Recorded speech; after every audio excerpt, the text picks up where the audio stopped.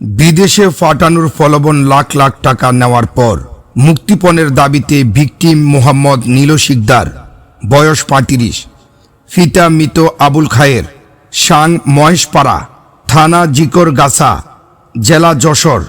তাকে অপহরণ করা হয়।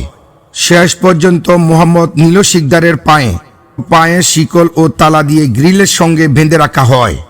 ৯ দিন পর জীবিত উদ্ধার করেছে র্যাব ১০।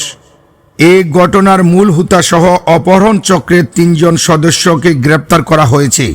অপহরণের পর ভিকটিম মোহাম্মদ নীল শিকদারকে একটি কক্ষে আটকে রেখে পায়ে শিকল পরিয়ে তালাবদ্ধ করা হয়।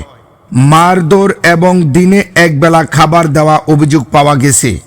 বাড়িতে কেউ পোষা প্রাণী রাখি, পোষা প্রাণীকেও ওইভাবে রাখিনি, এই ধরনের এই ভিকটিমকে রাখা হয়েছিল। প্রতি রাতে মারধরের চিৎকার যেন বাইরে শোনা না যায়, সেজন্য নির্যাতনের সময় উচ্চ শব্দে সাউন্ড বক্স বাজানো হতো বলে প্রাথমিক অনুসন্ধান জানা যায়। র্যাবের প্রাথমিক অনুসন্ধানে জানা যায় যে বিদেশে চাকরি দেওয়ার কথা বলে ভিকটিম মোহাম্মদ নীল শিকদারের কাছ থেকে কয়েক দফা পাসপোর্ট সহ ৫ লক্ষ টাকা নেওয়া হয়।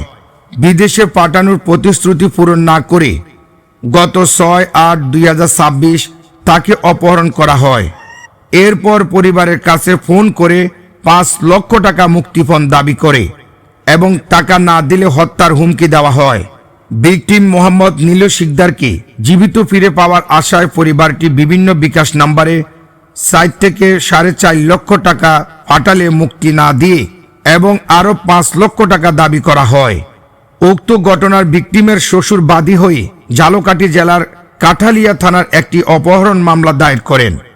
মামলার তদন্তকারী কর্মকর্তা কর্তৃক প্রেরিত অধিযাচন পত্রের ভিত্তিতে র্যাব ১০ গোয়েন্দা নজরদারি বৃদ্ধি করে চর কমলাপুরে একটি আবাসিক ভবনে অভিযান চালিয়ে শিকলবন্দি অবস্থায় ভিকটিম মোহাম্মদ নীল শিকদারকে উদ্ধার করে র্যাব।